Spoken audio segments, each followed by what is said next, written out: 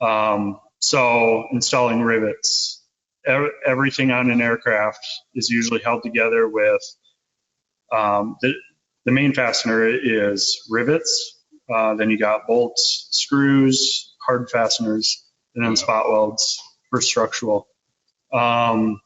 So I'd say rivets are 95% of what holds an aircraft together, and they're solid rivets.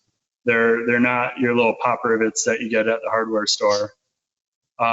So you see up there in the white photo towards the top left.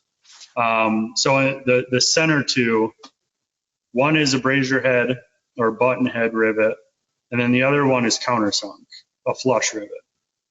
So that's how it starts out before we drive the rivet. So we drill the hole, we put the rivet in, and then to the left of that, you see two things above and below the rivet. One side is a rivet gun, the other side is a bucking bar. And so it's like an air hammer. We have different sizes for different size rivets. But you'll put the rivet gun on top, and it's a hammer, pneumatic hammer, and it'll sit there and beat the rivet.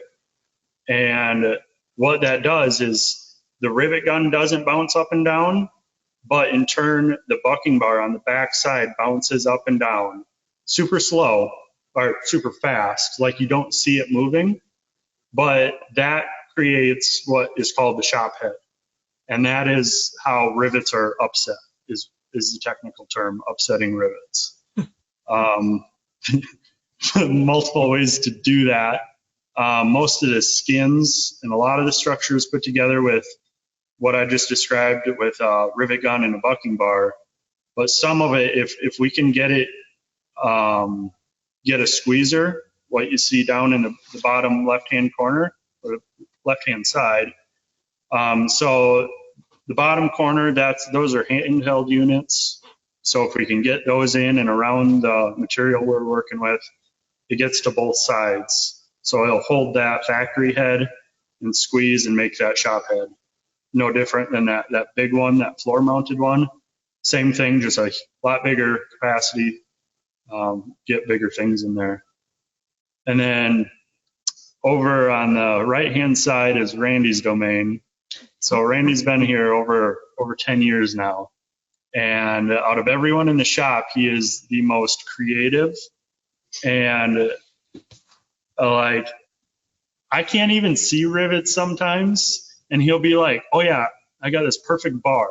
He'll reach up in there around that corner and just tap that rivet. And it'll be the perfect rivet you've ever seen. I don't even know how he does it, but he is probably one of the best in the world at bucking rivets. And those bars on the right-hand side are all custom for getting in. It's mainly for closing out skins. So explain to us, how do you buck rivets as well as you do? It's practice. Lots and lots. When you shoot a million rivets, you know, you're going to get used to it. Yeah, it's funny when you talk quantities. My first assembly here was a P-51 horizontal. And without the structure, the rivets in the structure, just the rivets in the skin, it's over 2,000. I think it's around 2,200 rivets, holding the skins on just that little horizontal. And like he said, tons and tons, millions of rivets. Yeah. It goes in a hurry. Like you wouldn't think, oh, I just shot 500 rivets. Well, you did that in half a day. Like it's pretty crazy. Yeah. Then one rivet could take you 5-10 minutes. You know, it just depends on how difficult it is. Correct. To get to. You have to try again or whatever. Yep. Mm-hmm. That is a skill I haven't mastered. I'm getting decent at it, but definitely not Randy's level. Randy's an artwork level, right? Oh yeah. Yeah, he is an artist too. You should see his drawings.